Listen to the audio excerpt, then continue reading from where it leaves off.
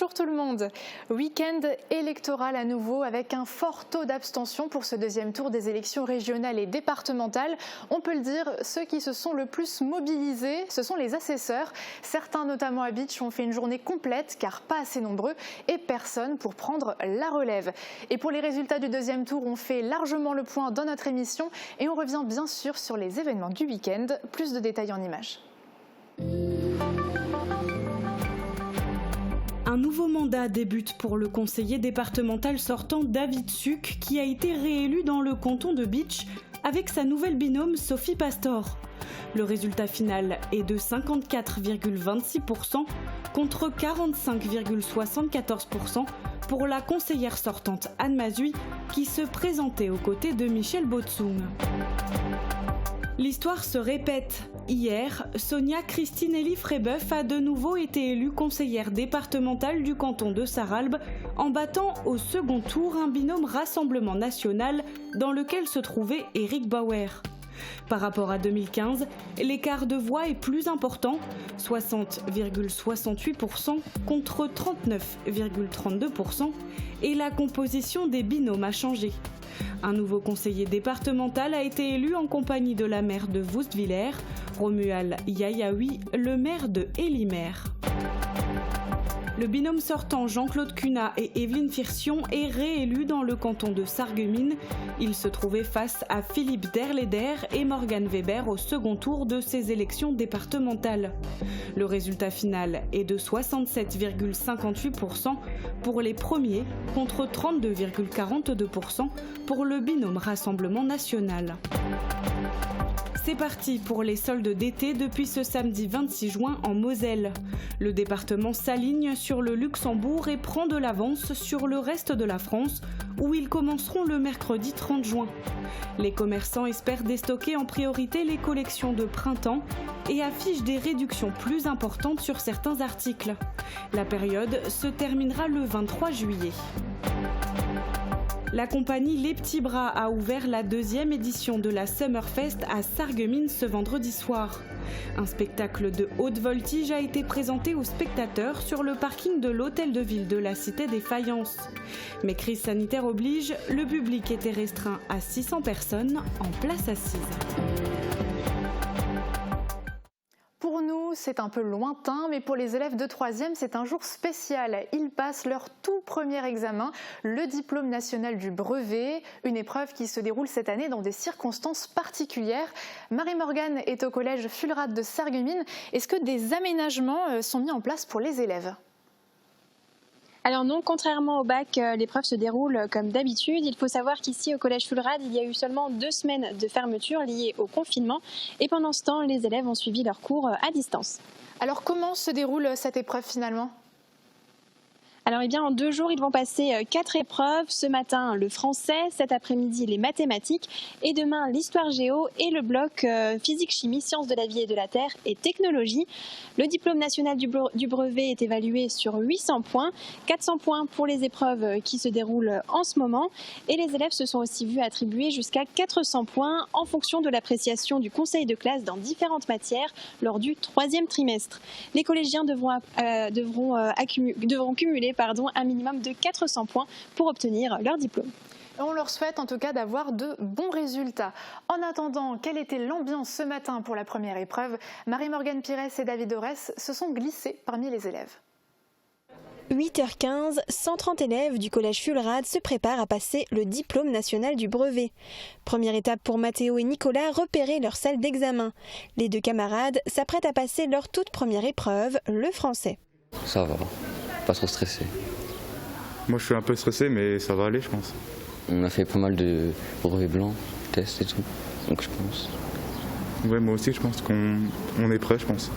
L'an dernier, le collège Fulrad a enregistré 85,6% de réussite à l'examen. Si la réussite n'est pas obligatoire pour la suite de leurs études, ce passage est essentiel pour le principal de l'établissement. Je pense que c'est très important de leur proposer cet examen-là. C'est un espèce de marqueur de leur fin de scolarité du collège. C'est une étape, on arrive au bout d'une étape qui est sanctionnée par 2 choses, une orientation qu'ils sont en train d'avoir en ce moment. Les résultats ont été publiés ce week-end. Et vous avez aussi l'aboutissement de parcours de collégiens qui est arrêté par ce diplôme du brevet. 8h30, les élèves s'installent dans les différentes salles, le stress monte. Ça va, pas trop stressé, un peu quand même, mais ça va. On a eu 2 brevets blancs, donc ça c'était un bon entraînement. Et le confinement, on a su bien rattraper, donc ça va. 8h45, les enseignants lisent les dernières consignes avant de distribuer les copies d'examen. Les candidats sont invités à être dans leur salle aux places indiquées, c'est déjà fait. Et les sacs pour documents cartables ainsi que tout matériel et documents non autorisés seront regroupés dans un coin de la salle. 9h, début de l'épreuve de français qui durera 3 heures. À 10h30, la première partie est terminée. Nicolas et Mathéo ont le droit à une petite pause. C'est de la compréhension de texte, de l'analyse de texte et une dictée. Ça s'est assez bien passé et je pense que ça va aller pour la suite aussi. Et c'est reparti pour 1h30. Cet après-midi, ils reviendront dans leur salle d'examen pour passer l'épreuve de mathématiques. Et si les élèves ont tous répondu présent ce matin, hier, peu d'électeurs se sont déplacés. Ce dimanche, vous étiez invités à voter pour le second tour des départementales et des régionales.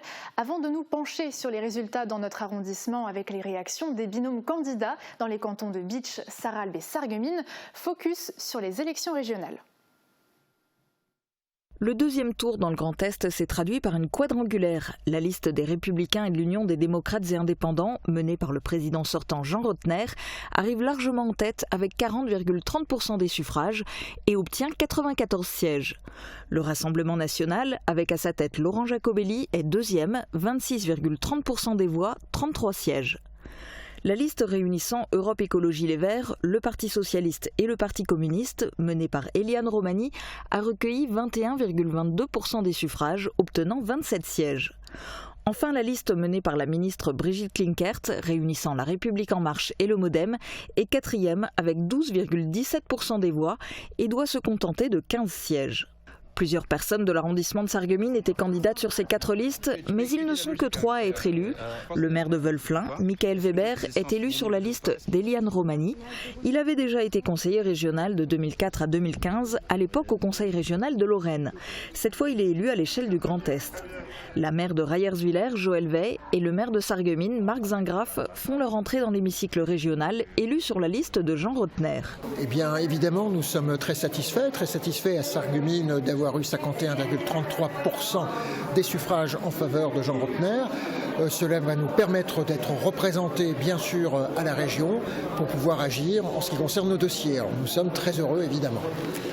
Quelles sont justement les premières actions que vous voudriez pouvoir mettre en place? Alors bien sûr, là on va très très vite, mais pendant la campagne nous avons beaucoup parlé de tout ce qui concernait les transports, les réseaux routiers, on a parlé de la déviation, on a parlé des relations franco-allemandes sur notre territoire, de l'Azerbaïdjan, des questions qui relèvent du développement économique, vous savez qu'on attend toujours pour le dossier REC, etc. Voilà, les dossiers ne manquent pas. L'installation de la nouvelle Assemblée régionale, avec l'élection du président du Grand Est, se déroulera vendredi 2 juillet. Dans le canton de Bitche, David Sucre part pour un nouveau mandat avec sa nouvelle binôme Sophie Pastor. Ils sont élus avec 54,26% des voix. Le résultat a été proclamé vers 21h30 hier soir devant plusieurs élus du canton venus soutenir le président de la communauté de communes du Pays de Bitche. Reportage de Catherine Henrich.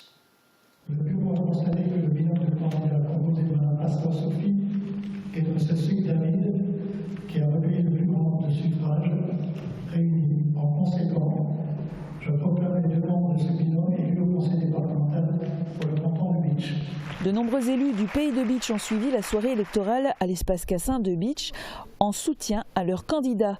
Si les 2 binômes en lice sont restés longtemps au coude à coude, l'écart s'est creusé jusqu'au résultat final. Sophie Pastor et David Sucre l'emportent avec 54,26% des suffrages exprimés. Mais en réalité, au vu de l'abstention qui n'a pas beaucoup changé par rapport au premier tour, cela ne représente que 17,66% des inscrits. Est-ce qu'on a quand même une légitimité quand on est élu avec finalement si peu de participation ? savez, la légitimité, elle est donnée par les urnes et au travers de la majorité au deuxième tour. On ne peut que regretter évidemment une abstention forte. C'est ainsi, on peut le regretter. On le regarde pleinement parce que ça veut dire que l'essentiel de la population ne croit plus en la classe politique. Et on n'a rien inventé de mieux pour diriger un pays dans un régime démocratique que des élections. À Bitche, le binôme Michel Botsong-Anne Mazui n'a pas démérité. Il arrive en tête avec une seule voix d'avance. Et ce n'est pas la seule commune où il se positionne ainsi en tête. En tout cas, c'est un signe. On est notamment aussi en tête à Orbac-les-Bitches, c'est les deux grands bourgs du pays de Bitche.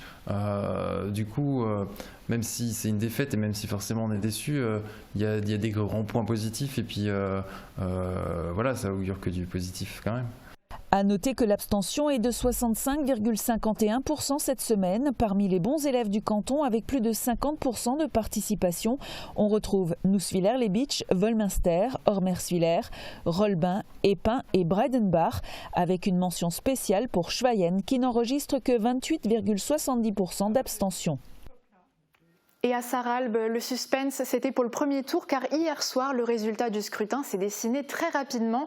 Le binôme Bauer-Marison est arrivé en tête dans seulement 4 des 48 communes de l'arrondissement, laissant la victoire finale à Sonia Christinelli-Frébeuf et Romuald de Yayaoui.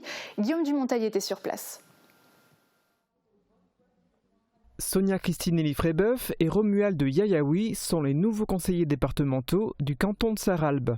Ils obtiennent au final 60,68% des voix. Le binôme du Rassemblement national, composé d'Éric Bauer et Josiane Marison, réussit de son côté à obtenir 39,32% des voix. Je veux remercier les électeurs, toutes les personnes qui nous ont aidés, les maires, adjoints et puis toutes les autres personnes qui ont œuvré pour nous en distribuant des tracts, en s'occupant des affiches et tout, puisqu'on a fait tout nous-mêmes.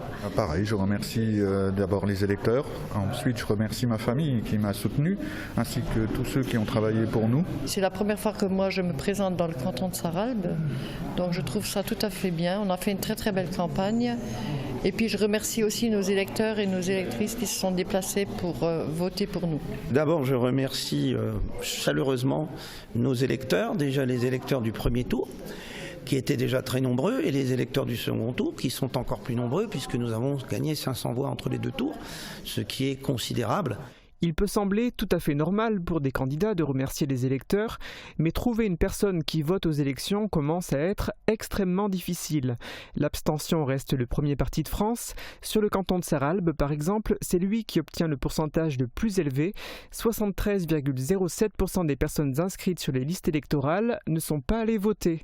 La démocratie n'est pas en grande forme dans notre pays. Mais au second tour, peu importe le nombre de suffrages exprimés, c'est le binôme arrivé en tête aux élections départementales qui remporte l'élection. On va continuer le travail que j'avais commencé il y a 6 ans, donc avec Romuald qui va m'accompagner à la place de Claude Bitt. J'espère arriver à faire aussi bien que Claude.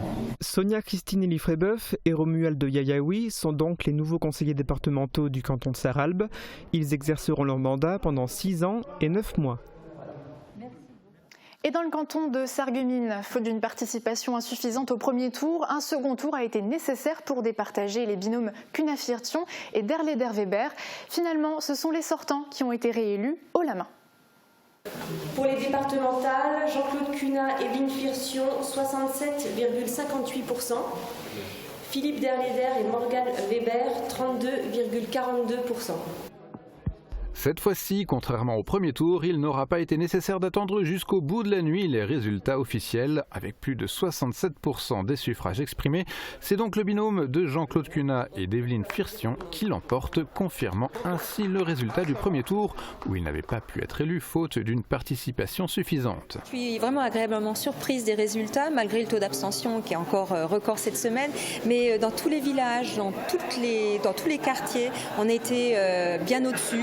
Donc pour nous, c'est le travail peut-être quand même de terrain qui a payé et franchement, on est réjouis de ça. Sur le canton, c'est simple, le binôme l'emporte dans toutes les communes. C'est à Bliss-et-Bersin qu'ils font leur plus grand score avec plus de 75% des suffrages exprimés.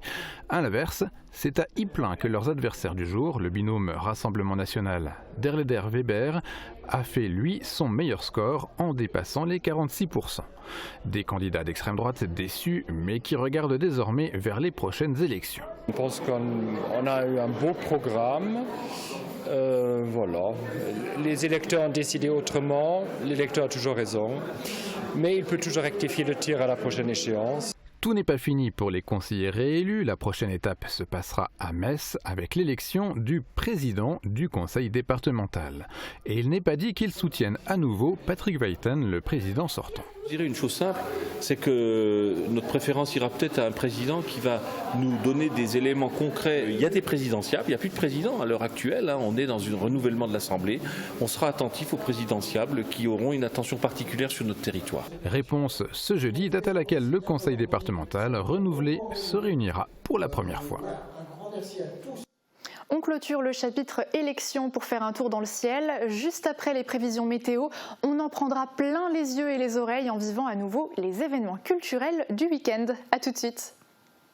La météo vous est présentée par le Crédit Mutuel. Une banque qui appartient à ses clients, ça change tout.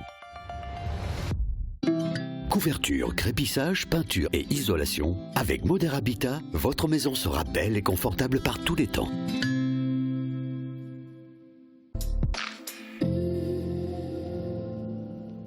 Bonjour tout le monde, le mot d'ordre pour la météo de demain sera perturbation. Dès le lever du jour, les nuages seront présents et de petites averses sont possibles. Rapidement, le temps devient orageux et la pluie se généralise. Ce n'est qu'en fin de journée que le risque orageux s'estompe enfin. Côté température, les minimales iront de 11 à 13 degrés et les maximales de 19 à 21 degrés. Demain, pensez à souhaiter une bonne fête aux pierres et il fera jour de 5h30 à 21h40. Passez tous une belle journée en notre compagnie et à demain.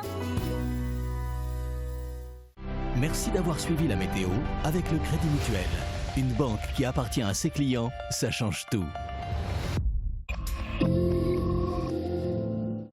Carrelage, porte, parquet et dalles extérieures. Pour une maison moderne et élégante, rendez-vous chez Prolux Design.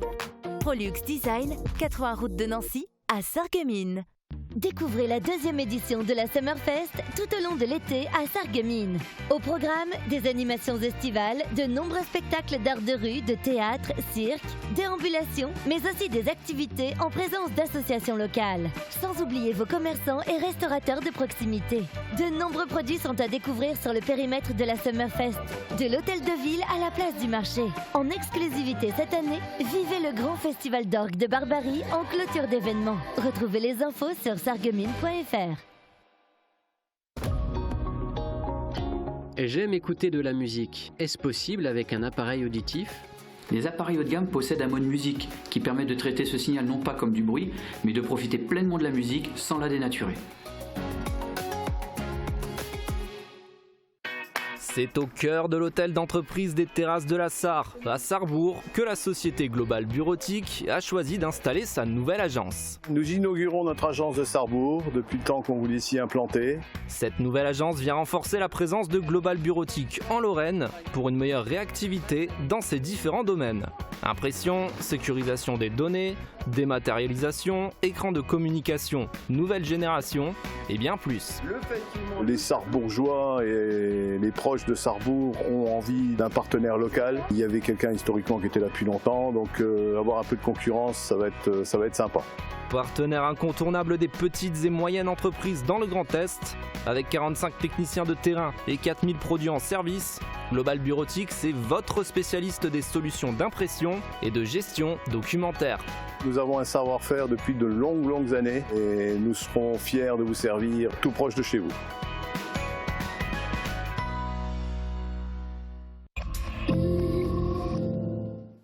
Nos artisans ont du talent. Nous les avions présentés la semaine dernière. Marc Nickel Masson et Emeric N Plâtrier s'étaient tous les deux qualifiés pour la grande finale du concours du meilleur artisan de France. L'ultime épreuve s'est déroulée jeudi dernier à Paris. Marc Nickel a terminé 2e. Il se dit heureux d'avoir pu participer à ce concours. Idem pour Emeric N qui termine sur la 3e marche du podium. Un très bel exploit d'être arrivé aussi loin. On les félicite. Et c'est l'heure des bonnes affaires en Moselle maintenant. Le département a commencé les soldes avec un peu d'avance sur le reste de la France. Comment le vivent les commerçants? Réponse croisée de 2 d'entre eux dans des boutiques de prêt-à-porter du centre-ville de Sarreguemines. Top départ pour les soldes d'été. Ça démarre particulièrement tôt cette année en Moselle et cela s'est décidé en dernière minute. Au lieu du 30 juin, comme dans le reste de la France, le département s'aligne sur le Luxembourg. Du coup, les soldes ont commencé le 26 juin et pour la première fois, un samedi au lieu du traditionnel mercredi de début des soldes.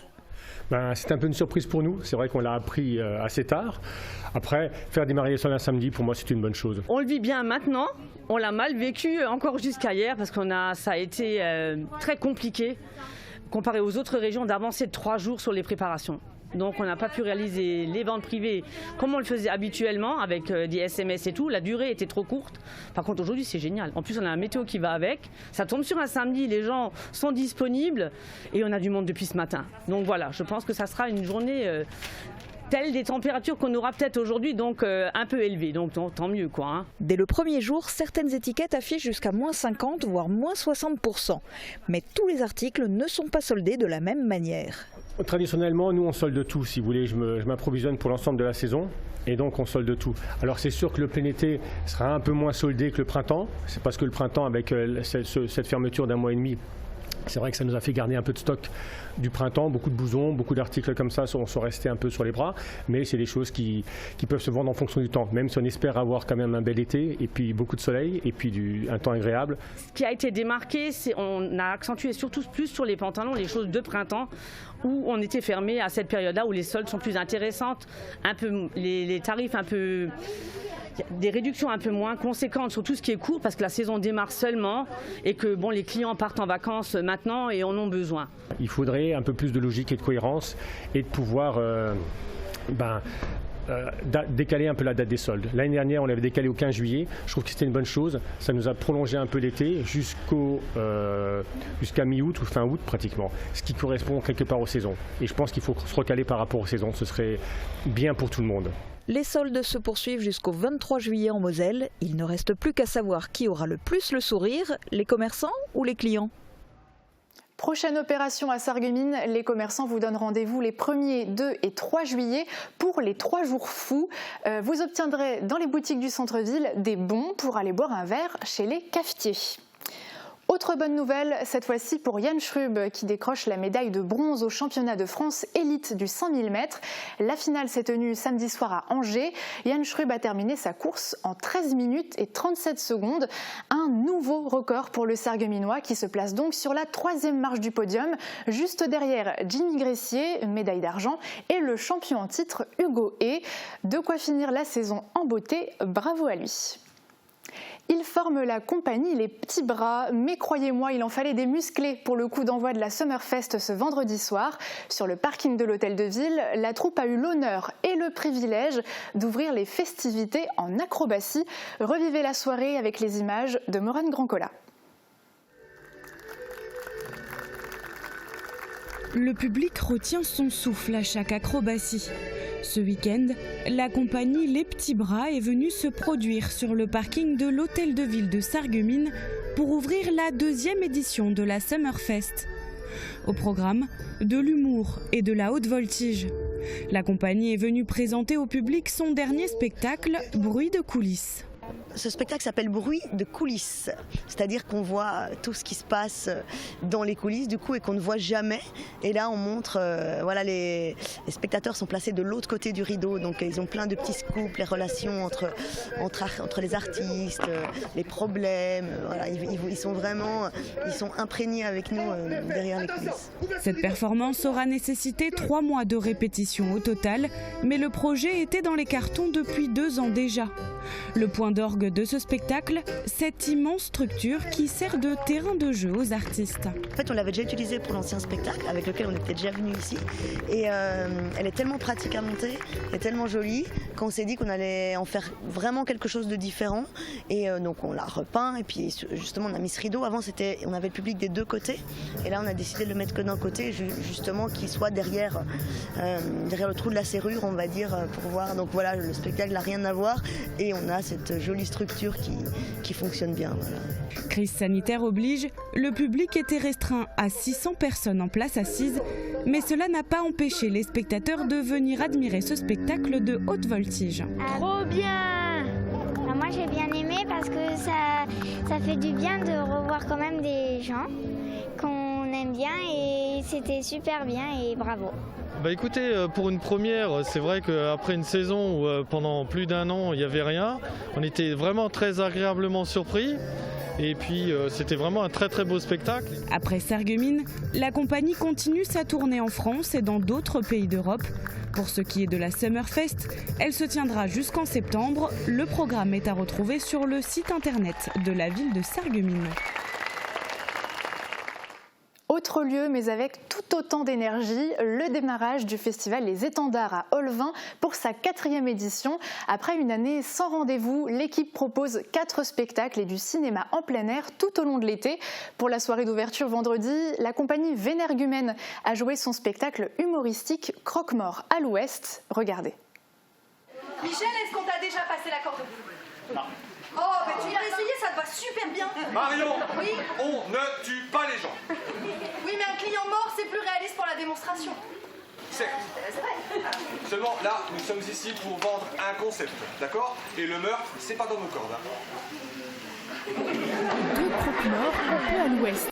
Louis de Funèbre et Marion Corbillard, tous deux exaspérés par leur métier trop déprimant, lancent les services funéraires. Ont-ils réussi à vendre leur nouveau concept? Une chose est sûre, le public, lui, est conquis par cette soirée d'ouverture du festival Les Étendards. C'est avec humour, jeu de mots bien ficelés et de l'interaction que le duo de la compagnie Vénergumène a traité le sujet de la mort, très tabou en France. C'est vraiment quelque chose sur lequel on voulait travailler et dédramatiser en fait ce moment qui nous touche tous, pour dire qu'on peut parler de tout et on peut rire de tout. Ça, c'est quelque chose qui nous tient vraiment à cœur. Et même derrière les masques, les réactions du public sont sans appel. La compagnie a d'ailleurs un autre spectacle sur le même modèle, créé en octobre 2019. Et on parle d'épidémie On parle d'épidémie, de maladies mondiales et toujours de mort, et ça s'appelle post-apothicaire. Voilà. Et il n'y avait aucune prémonition suite à ça. Et donc voilà. Mais on est content de jouer aussi celui-là bientôt. Et il sort au mois de septembre. Non, décidément, on coche toutes les cases là. C'est ça. Ouais, on est bien tombé niveau timing.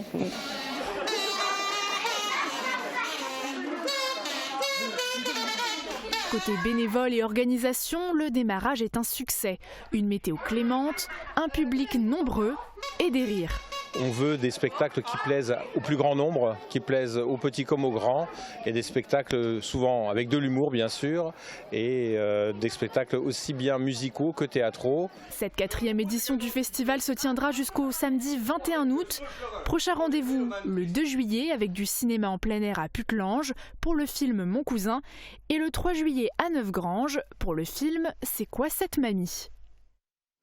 Culture toujours avec de la musique. Samedi soir, l'Alverrière de Meisenthal accueillait les Mojo Sapiens, une formation éclectique alliant rhythm and blues et hip-hop. C'était le dernier rendez-vous du festival Parenthèse, un concert qui s'est tenu dans le bar de la Halle, offrant ainsi une certaine proximité entre les artistes et le public. C'était le dernier rendez-vous du festival Parenthèse, un festival initié par la Alverrière de Meisenthal pour répondre aux mesures de restrictions sanitaires. 9 compagnies et groupes se sont succédés depuis fin mai. Samedi soir, c'était au tour des Mojo Sapiens de monter sur scène, un mélange de rhythm and blues et de hip-hop.